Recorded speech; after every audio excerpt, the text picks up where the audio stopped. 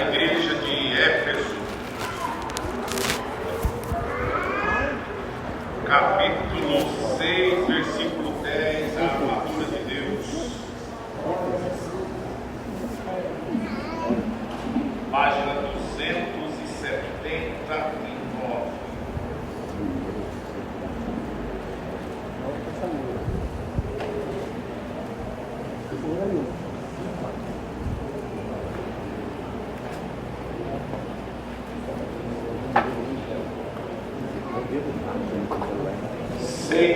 De Efésios, capítulo 6, verso 10. Lemos com a ajuda de Deus. No demais, irmãos meus, fortalecei no Senhor e na força do seu poder, revestidos de toda a armadura de Deus, para que possais estar firmes contra as astutas ciladas do diabo. Porque não temos que lutar contra a carne e o sangue, mas sim contra os principados, contra as potestades, contra os príncipes das trevas deste século, contra as hostes espirituais da maldade dos lugares celestiais. Portanto, tomai toda a armadura de Deus, para que possais resistir no dia mau, e havendo feito tudo, ficar firmes. Estai, pois, firmes, tendo cingidos os vossos lombos com a verdade, e vestida a couraça da justiça, e calçados os pés na preparação do Evangelho da paz, tomando sobretudo o escudo da fé, com a qual podereis apagar todos os dardos inflamados do maligno. Tomai também o capacete da salvação e a espada do Espírito, que é a palavra de Deus, orando em todo o tempo com toda a oração e súplica no Espírito, e vigiando nisto com toda a perseverança e súplica por todos os santos, e por mim, para que me seja dada no abrir da minha boca a palavra com confiança, para fazer notório o mistério do Evangelho, pelo qual sou embaixador em cadeias, para que possa falar dele livremente, como me convém falar. Só até aqui, irmãos.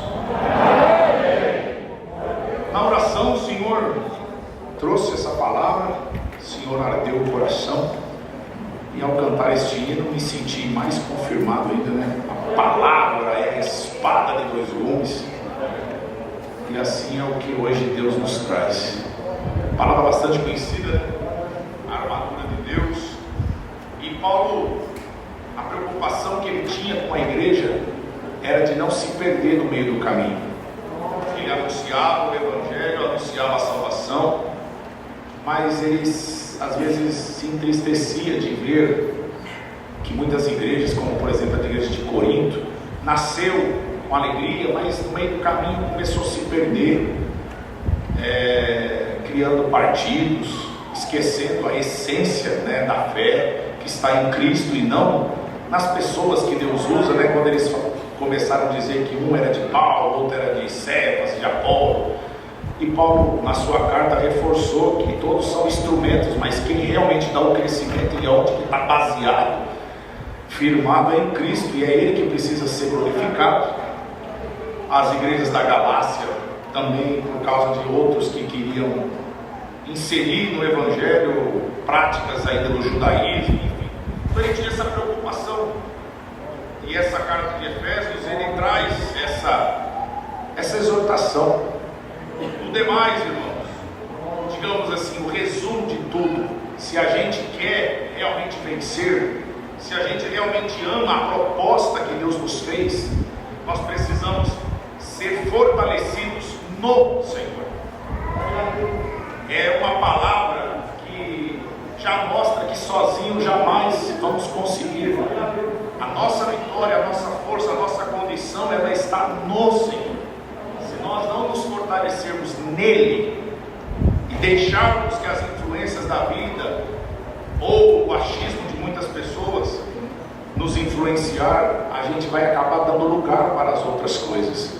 Mas a nossa vitória, ela está no fortalecimento no Senhor, né? Na força do seu poder.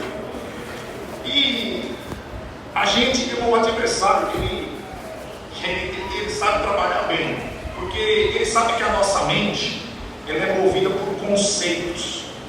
Ele cria, formula conceitos, e quando ele consegue impregnar um conceito na cabeça de alguém, para tirar é difícil, porque a pessoa começa a agarrar aquilo como uma verdade.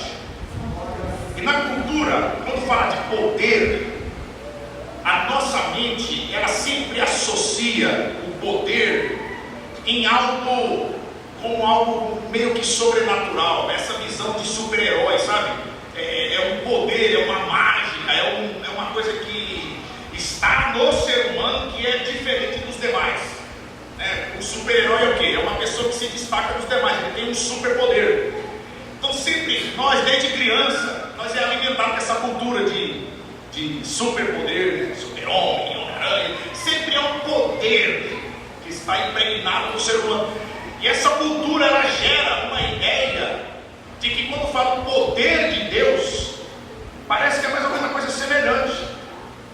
E as pessoas acabam assimilando isso e achando que o poder de Deus é uma mágica, é uma coisa sobrenatural que vai ser derramada e que vai bater em nós e aí nós vamos sair arrebentando tudo. Não é isso. O poder de Deus não é um poderzinho que a gente joga como nos jogos de videogame. E às vezes até tem pessoas que caem, sabe, até mesmo no teatro, em achar que as coisas de Deus é assim simples, de pegar, pá, pega aqui agora que você vai pegar e vai jogar e vai derrubar. É por isso que tem muita gente que cai nas falácias. Tem gente que vai, por causa até mesmo de situações que tem nas escrituras, mas, por exemplo, o lenço de Paulo, que foi levado, mas olha quem é Paulo, olha a vida de Paulo. Mas Paulo não ficou pegando o lenço dele quando ele estava jogando. Mas como Paulo naquele momento não estava, algo que pertencia a Paulo foi lá, expulsou o demônio e fez obra. Mas quando ele estava pregando, ele pegava o lenço dele e saía passando. E aí chega um monte de gente acreditar que arrancar o terno, jogar, e como a gente vê tantas outras pessoas que infelizmente acham e faz filho, pega o terno e vai passando e vai derrubando os outros e acha que isso é poder. Acha que isso é poder. E aí perde-se completamente a noção do que realmente é. E aí faz toda aquela estripulia, faz toda aquele teatro, aquela encenação, mas aquilo não é o poder de Deus, porque o poder de Deus é aquele que transforma. O poder de Deus é aquele que nos muda, e no dia a dia continua sendo a mesma pessoa, continua sendo arrogante, continua sendo mesquinho, continua cobiçando, continua sendo uma pessoa iracunda, uma pessoa que não carrega as marcas de Cristo. Então onde que está esse poder? Então cria-se uma situação que vai prendendo as pessoas numa mentira. E a palavra está aqui para mostrar para nós que nós precisamos fortalecer no poder de Deus. E o que é o poder de Deus? O que é esse poder? Paulo fala muito desse negócio de poder, mas tem uma passagem que eu gosto muito, que ele fala do que é o poder de Deus, que lá quando ele pregava, todo mundo achava que ele era louco, porque na época existia uma cultura na Grécia e em Roma dos deuses, dos semideuses, dos heróis. E aí ele apresenta um Messias, apresenta um Deus que foi morto na cruz, que é escândalo para o judeu e loucura para os gentios. Como que você está pregando um Deus que você diz para mim que ele morreu na cruz, que era a morte mais miserável que um ser humano podia viver? Numa cultura que se acreditava em Apolo, Hércules, Aquiles e tantos outros semideuses e deuses que, aleluia, demonstravam o seu poder nas histórias que eles falavam. Aí chega lá um judeu dizendo: não, o Senhor da terra, o único Deus, ele enviou seu filho e ele morreu crucificado. Irmão, que triunfo é esse? Que glória que é essa? Então ele ficava sem entender, mas porque Cristo enviou, e Paulo falando, não para batizar, mas para evangelizar, não em sabedoria de palavras, para que a cruz de Cristo não se faça vã, porque a palavra da cruz é loucura para os que perecem, mas para nós que somos salvos é o poder de Deus. Então agora, quando alguém perguntar para você o que é o poder de dia, Cristo crucificado, que venceu a morte, ressuscitou, e aquele está morando nos nossos corações.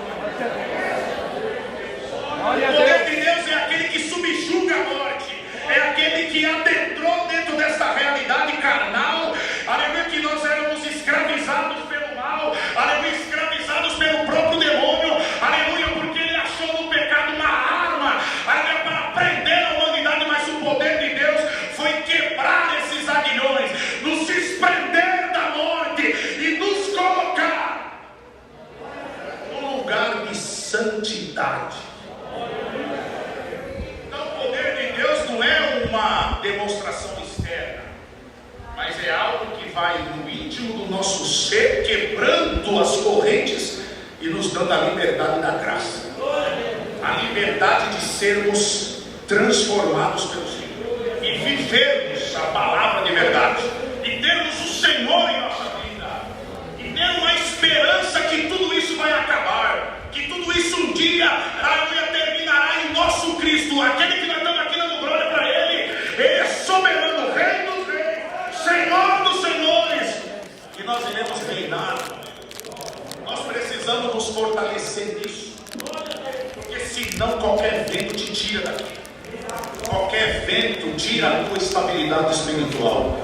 Porque quando você espera que o poder de Deus é algo físico, é algo, aleluia, que vai fazer você ter um superpoder, meu irmão, você vai decepcionar, porque você vai todas as vezes se deparar com quem você é, um frágil humano, um ser que sempre cai. O irmãozinho perguntou para mim, eu respondi ele hoje, ele mandou uma pergunta assim para mim, assim, por que eu me esforço tanto, me consagro, e eu sinto que Deus aparece na minha vida, eu sinto, mas de repente tudo aquilo que eu sinto, de repente eu volto lá para estaca zero de novo e tenho que recomeçar. E eu virei para ele e falei, irmão, você só está vendo quem que você é. O teu alto é quando Deus está em você. Quando você está lá embaixo, é simplesmente a realidade de quem você é. Glória ao nome do Senhor. Os vales, aleluia, são a nossa natureza que caminha, mas a graça de Deus nos eleva. E aqui, quando ele fala de fortalecer, uma parte que não falou aqui, nós não estamos lutando contra a carne, mas nós estamos lutando com essa experiência, as hostes espirituais da maldade nos lugares celestiais. O que é esse lugar celestial? Esse lugar celestial é a oportunidade que a graça nos dá. Porque entendam assim, ó, a terra em pecado, ela não tem que terminar para daqui o reino de Deus começar aqui quando Jesus voltar. O reino de Deus, ele desceu na terra, o céu desceu para cá. Jesus falou assim, o reino de Deus é chegado a vós. Então nós já estamos desfrutando de algo celestial já na terra.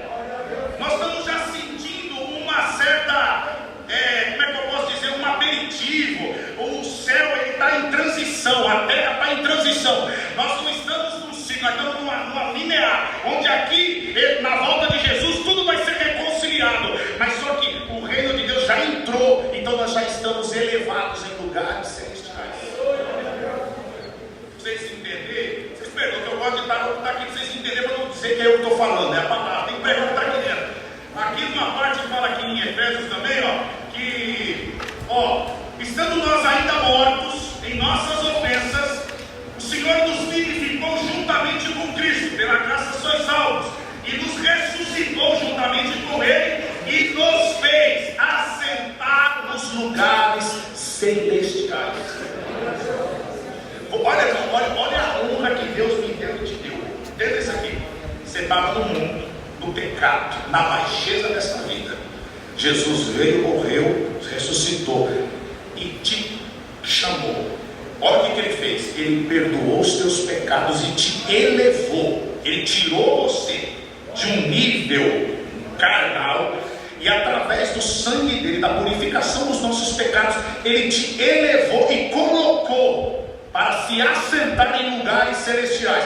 Nós, pela fé em Cristo, isso aqui é coisa de fé, eu estou pregando coisa de fé. Você tem que crer nisso aqui. Se você não crer, essa palavra nunca vai te atingir. Mas se você crê no que está sendo pregado, a igreja aqui debaixo do sangue do Senhor Jesus, nós agora estamos no intermédio. Nós estamos entre o céu e a terra,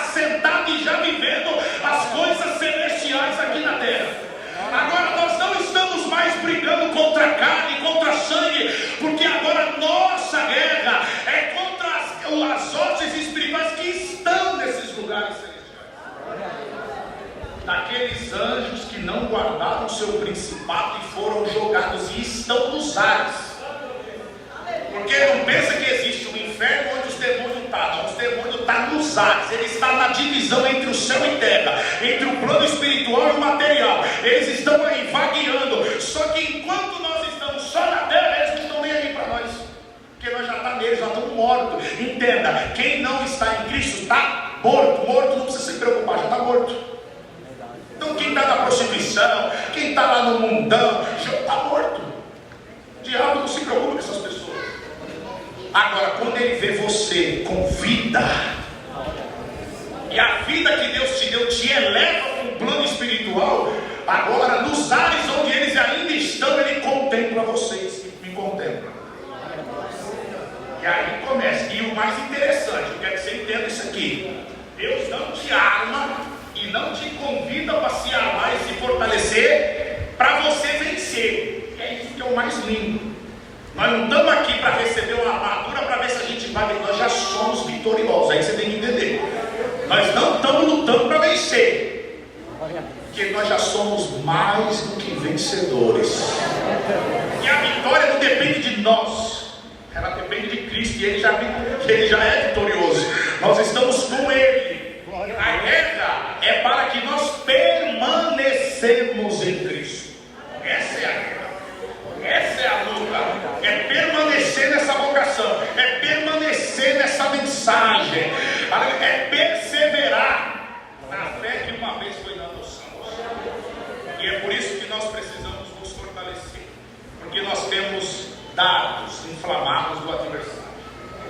Esses dardos querem nos atingir o quê? No plano espiritual. Não pensa que o diabo quer te matar, não. Nunca pense isso. Se ele te matar agora, ele só está perdendo, ele só está te entregando para o Senhor para você gozar a eternidade. Você está em Cristo, elevado, justificado, perdoado, já assentado nos lugares celestiais. Se ele matar o teu corpo agora, simplesmente você vai dormir e esperar a ressurreição para receber um corpo glorificado e vencer a eternidade. Ele quer fazer você sair desse lugar celestial. Ele quer jogar você para a morte primeiro, a morte espiritual. Para que aí sim, se você morrer, pronto, aí não tem jeito, porque para quem depois que morreu não tem o que fazer, não tem mais sacrifício para quem já morreu. Entendeu isso aqui? Não pensa que o diabo quer passar o carro em cima de você, não, porque ele vai perder. Ele não é trouxa para fazer isso. Então ele lança dardos. Você já viu dardos? Dardos é aquela coisa que precisa de precisão. Dardos não é. Você não joga a esmo, o dado você tem que jogar, acertar aquele alvo. E ele tem um alvo em nós. Ele quer tirar você dessa paz celestial. Ele quer tirar você dessa comunhão. E os dados, entenda? Qual é a arma do adversário? Qual é a arma? A arma do adversário é o quê? A palavra. Não a palavra de Deus, mas a persuasão. Quando ele chega para Eva, o que ele faz? Ele persuade Eva a olhar a árvore que Deus falou para não comer de uma outra maneira. Deus fala algo e o diabo fala, não, não é bem isso. Você pode fazer. E aí nessa influência você come o fruto. Então o dardo sempre é o teu ouvido ouvindo uma voz e uma influência para que você não precisa disso. Deus é misericórdia, você não precisa de santidade, você não precisa de se renunciar. Você pode amar a Deus e ver a sua vida, porque Deus só quer o teu coração. Deus é amor, Deus é misericórdia. Você acha que Deus vai ter prazer de ver as almas queimando no inferno? Não, é só crer e você pode levar a sua vida de qualquer forma. Não tem mais compromisso com Deus. É uma vida onde você só fala que é crente, só anuncia que é cristão. Não é isso que Deus espera de nós. Deus não está aqui para que nós abra a boca e dizer eu sou crente. Deus não está esperando isso. Deus está esperando pessoas compromissadas para ter um relacionamento santo com Ele, uma vida santa com Ele. E uma vida santa neste mundo não é tão fácil, porque tudo nesse mundo faz com que nós, como seres humanos, nos distanciamos de Deus. Então, para isso, como Jesus falou assim na oração, Pai, eu não peço que tire eles do mundo, mas guarda eles do mundo. O que a palavra precisa fazer? Nos dá uma armadura. Se nós não pode tirar eles do mundo agora, porque o mundo precisa conhecer a palavra, o mundo precisa ser iluminado pelo Evangelho, mas o mundo está contaminado. O que nós vamos? Então nós arma eles, nós vamos colocar a armadura deles, e essa armadura vai impedir de qualquer dardo maligno, como lá no Éden o adversário conseguiu, não vai ter, porque ele vai ter um escudo, o escudo da fé.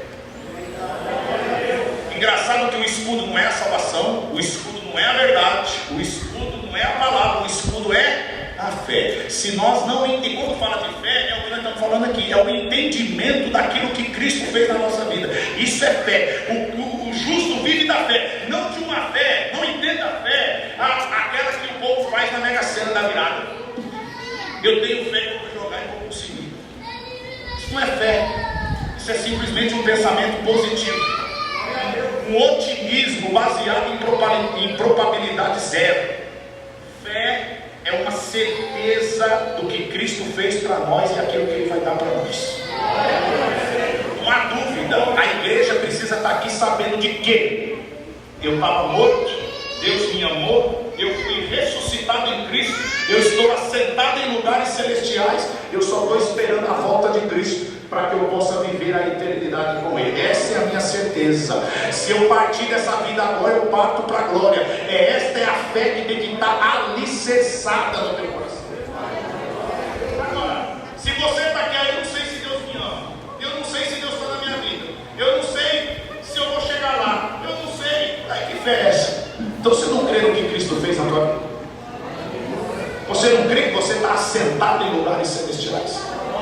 Você não crê que o espiritual hoje, você já vive o reino de Deus aqui?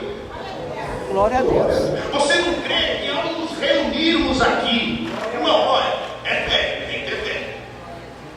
Vocês não acreditam que agora nós estamos no limiar entre o céu e a terra deste mundo? Vocês acham que aqui é só uma reuniãozinha, que nós estamos aqui, que isso aqui não é nada? Isso aqui é simplesmente um encontro social, uma tradição.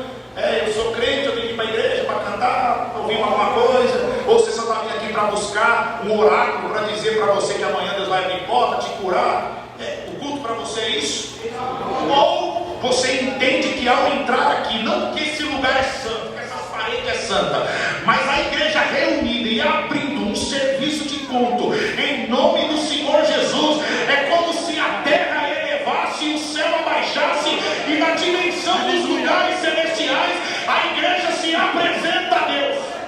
Glória a Deus. E junto dos anjos começa, aleluia, a fazer um culto de adoração a Deus, onde a película que separa o espiritual do material se torna tão sensível que nós começamos a sentir, aleluia, a glória de Deus entre nós, e esquecemos até da nossa vida, esquecemos do nosso problema, da nossa enfermidade, aleluia, a nossa mente, como o servo falou, parece que nós achamos que estamos lelé da cuca, não é? É porque a matéria para nós começa a perder o significado. Você nessa dimensão celestial, você começa a sentir o verdadeiro amor de Cristo, a glória de Deus, ela vai te envolvendo, que a vida terrena, ela começa a perder o significado, e a tua boca ela começa a glória, glória, porque você percebe que a glória de Deus é maior do que tudo nessa vida. Glória a Deus.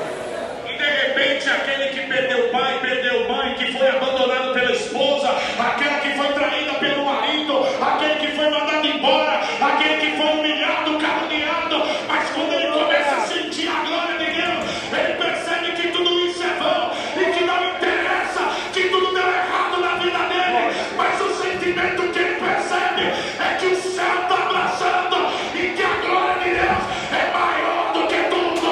Aleluia. Glória a Ao Deus. ver isso, e nessa dimensão, a igreja começa a usufruir dessa fé, os demônios, as potestades, os principados começam a enxergar isso, eles ficam doidos, e aí começa a jogar os dados. Deus não está na sua vida, porque se ele tivesse, esse mal não estava na tua vida.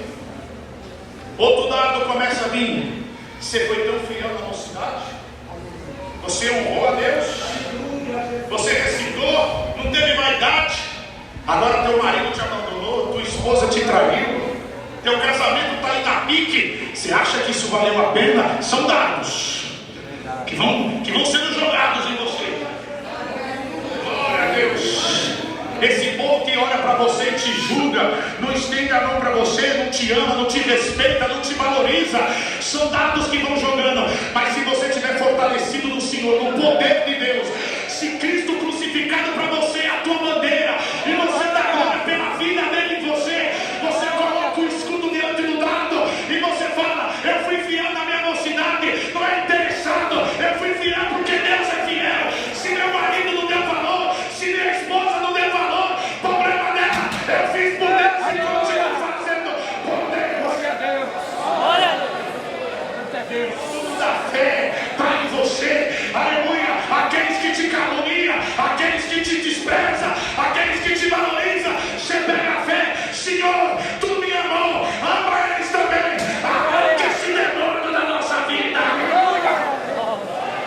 Glória a Deus. É o escudo da fé. É a igreja do Santa Clara aqui reunida, teu escudo está aí na tua mão. Alabandaia, nesse lugar celestial que você está, é tanto dado do diabo, mas esse escudo te protege hoje pela palavra. Glória a Deus. Glória a Deus. É isso, igreja. É fé. Você tem que crer nisso aqui. Glória a Deus. Glória. Para que possais estar vivos contra as astutas ciladas do diabo.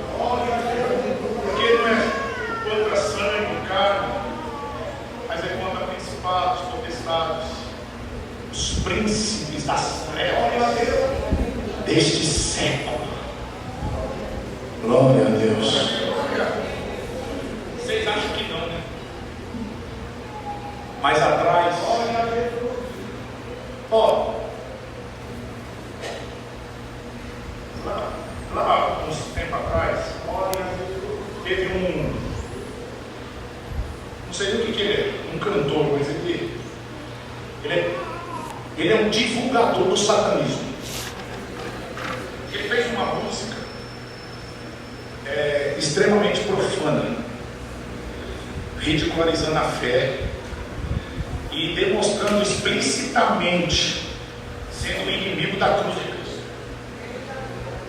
Quem vê o clipe, quem vê em inglês, vai se entender o inglês, vai saber, vai ver, vai rejeitar. Mas aí um dia, um vídeo chegou no celular da minha filha, eu não sei lembro de quem chegou, e estava tudo desenho infantil. Tipo, vamos lá, ursinhos carinhosos, aquela coisinha mais bonitinha.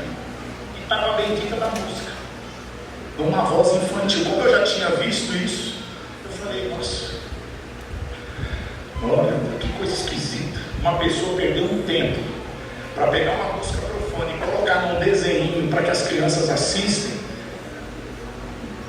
Eu parei e pensei, falei: há uma intenção ruim nisso aí. Há alguma coisa. São influencinhas. Porque o adversário sabe que nós somos influenciados. Frequências. Você vai num terreiro, invocar espírito, precisa de um ritmo, de tambores sendo batidos. Frequências precisam ser manifestadas para que esses espíritos se manifestem. Aí muitas vezes na música a gente para pensar no cuidado que muitos irmãos têm. A gente acha que é travado, mas engraçado que quando Saul estava perturbado, no louvor da harpa de Davi, aqueles espíritos que atormentavam saíram. Olha que interessante, a mesma música que expulsa é a mesma música que atrai, que chama. Vocês estão entendendo isso aqui, igreja? Que a gente vai levando a vida de qualquer jeito, esquecendo que existem príncipes das trevas deste século, que não se conformam de você estar sentado em lugares celestiais. Glória a Deus. E ele sabe que a promessa de Deus na tua vida abrange os que estão sob o teu teto, sobre teus filhos e netos. Glória a Deus. E ele vai procurando as rachaduras, as frestas, para que de alguma forma a influência dele nesse lugar celestial, ele possa conseguir colocar alguma sementinha dele. Pode ser que na maioria das vezes ele vai falhar, mas pode ser que ele consegue. Precisamos estar cingidos pela verdade. Um irmão que infelizmente apostatou a tal ponto de fazer pacto com o diabo, e ele se tornou muito violento.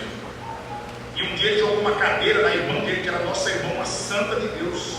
E quando chegou em casa, o pai viu a cadeira quebrada e perguntou quem foi que tinha quebrado a cadeira. Como ele sempre fazia as temporia dele, a nossa irmã infelizmente mentiu e falou que quem quebrou a cadeira foi ele, só que quem quebrou a cadeira foi ela, que tinha jogado nele para se defender. Na hora, o espírito saiu dele e entrou nela. Foi uma luta para lavar do meu ancião da época, foi lá. E no meio da luta lá ele falou: eu estou nela porque ela mentiu e falou o que o meu servo não fez. Ela me deu liberdade de entrar aqui dentro. Naquele momento de falta de vigilância, ela não se fortaleceu na armadura de Deus. Ela não cingiu com a verdade e permitiu de uma pequena mentira abrir uma oportunidade para o adversário fazer uma roça. É lógico que o adversário não vai ganhar dessa forma, tanto que foi expulso, nunca mais entrou na irmã, e a irmã continuou sendo uma santa de Deus. Mas são coisas que Deus permite para abrir os nossos olhos e entender que nós estamos aqui e existe uma seriedade que nós estamos fazendo aqui. Isso aqui não é uma brincadeira. Isso aqui, por que às vezes está essa guerra, essa confusão e essa, por causa de nós mesmos que não colocamos a devida importância nisso aqui. É uma igreja que vem sem compromisso, é um ministério que levanta sem compromisso, é muitos que não entenderam a obra da salvação, acham que você quer espetáculo, acham que você quer brincadeira, acham que você quer promoção, e é uma igreja que vem buscar Deus, mas sem entender o que é buscar Deus de verdade, e achando que o poder de Deus, aleluia, é Deus trabalhando em prol de mim, sendo que Deus não trabalha para nós. Deus não está aqui trabalhando para nós, Ele não é nosso serviçal, Ele não está aqui com o poder dele ficar realizando as nossas vontades a esmo. Ele está trabalhando em nós para a vida eterna,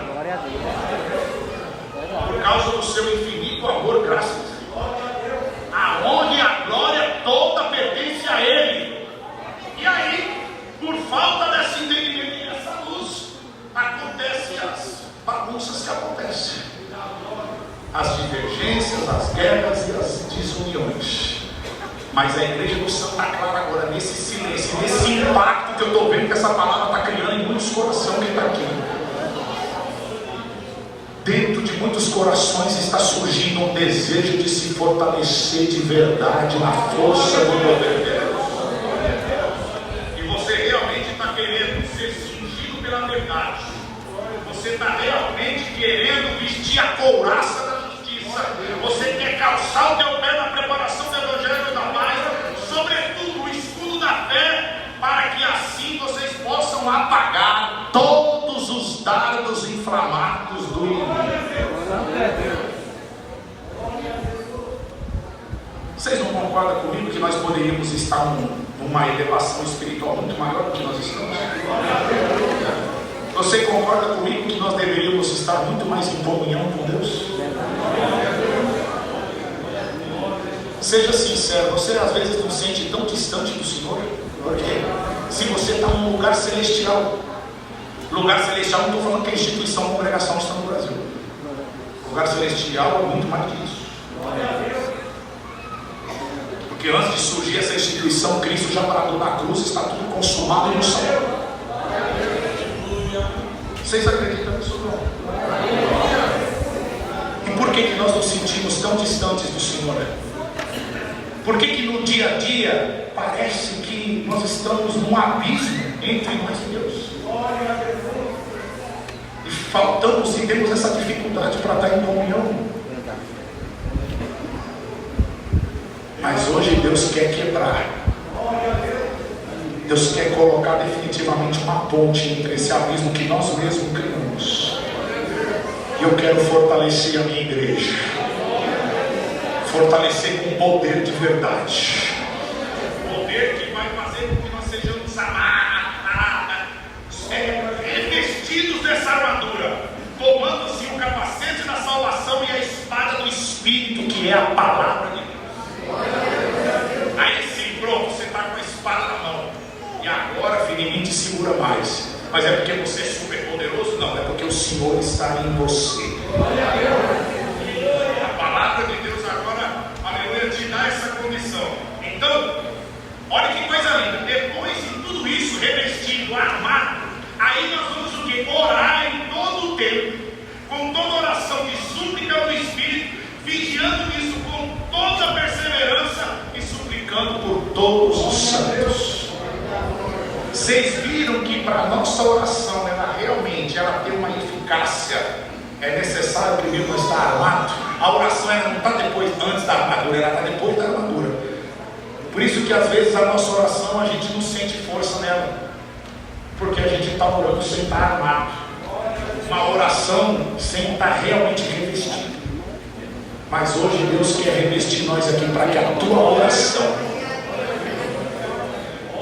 para que você entenda que Deus está com você. Vou parar, mas só vocês aqui captar um pouquinho mais. Vocês já perceberam? Não é que está errado, entenda, não é que está errado. Eu quero que a Irmandade entenda. Não é errado você pedir alguém para orar para você, convidar alguém para ir na sua casa. Mas você já percebeu que quando a gente percebe de um irmão ou de uma irmã que ela meio que dá uma destacada no meio da Irmandade, conta uns milagres, você fica ansioso e com vontade que ela vai lá orar na tua casa. Ele vai lá e ora para você, porque você acha que a tua oração é tão pequenininha que precisa vir um outro crente, que aí sim vai resolver. Só que o crente que você está chamando, ele está sentado no mesmo lugar que você, lavado no mesmo sangue que você, desfrutando do mesmo amor da mesma Deus. Mas por que a oração dele você acha que é mais forte do que a sua? Porque está faltando você revestir da armadura de Deus. Porque quando você está revestido, mesmo que não tenha um profeta para orar com você, você crê que a tua oração sim, Deus está escutando, porque você está sentado em lugar celestial, e o Deus que você aprendeu a amar é verdadeiro e guerreiro, e está aqui para te ajudar a nos lutar contra as hostes espirituais da maldade. Quando chega o irmão revestido, a irmã revestida, você chama ela simplesmente para estar na mesma comunhão, para estar na mesma alegria celestial e receber milhão. Mas não é porque você está se sentindo lá embaixo. Isso não é humildade. Não entenda isso, que isso é falsa humildade. Isso são muletas que a gente usa. Eu sou humilde, eu não tenho dó, mas é para que você fuja da responsabilidade. Porque a responsabilidade está em todos nós em nos fortalecer. Não é o ministério que fortalece, a igreja fica seca, ou alguém que fortalece você. Não, toda a igreja, todos nós precisamos nos fortalecer. Porque a guerra não é contra um ou outro, é contra todos nós. Mas hoje a palavra está aqui para te convidar a ser fortalecido pelo Senhor. Glória a Deus. E aí eu vou pregar 91 de Salmo para você, que 1000 vai cair do teu lado, 10.000 à tua direita, mas você não vai ser atingido. Glória a Deus. E aí, aleluia, no abrir da tua boca, a palavra da confiança vai fazer notório o mistério do Evangelho. Olha que coisa linda, a tua boca ela vai abrir para dizer para as outras pessoas esse mistério que nós não entendemos completamente, mas sentimos dentro de nós. E aí Paulo fala, é por esse mistério que eu sou embaixador em cadeias, estou preso, mas estou pregando. E eu possa falar livremente, como convém eu falar. Olha que coisa linda. Você vai estar preso e pregando. Preso em situações da vida, mas livre na alma e no espírito. Está na cama, com câncer, pregando o Evangelho e dando glória para o Senhor. Perseguido de todas as formas, mas tendo a boca aberta para pregar o mistério do Evangelho. Glória ao nome do Senhor. Você vai estar trabalhando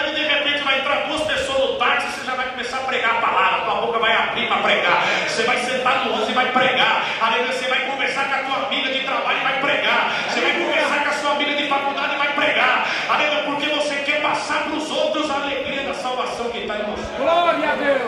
Aí alguém vai olhar para você e vai falar assim: nossa, mas sua vida é tão provada. Mas quem tem a minha prova com o que eu estou falando para você? Eu estou falando do poder de Deus e não das coisas desta vida. Glória a Deus. O que eu sinto é celestial. E é isso que eu estou pregando. E é o que eu estou hoje pregando para esta igreja. Glória.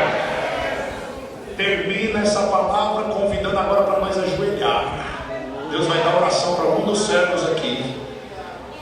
E o céu vai descer mais um pouquinho. E a terra vai elevar mais um pouquinho. E nesse lugar celestial que nós vamos entrar agora, glória a Deus, está aberta a oportunidade para você se fortalecer do poder de Deus. Glória a Deus. Aproveita, se fortaleça e saia daqui, porque a guerra que está na tua casa já é vitória, porque você está no Senhor. Deus seja louvado. Amém. Vamos agradecer a Deus com uma oração em nome do Senhor Jesus.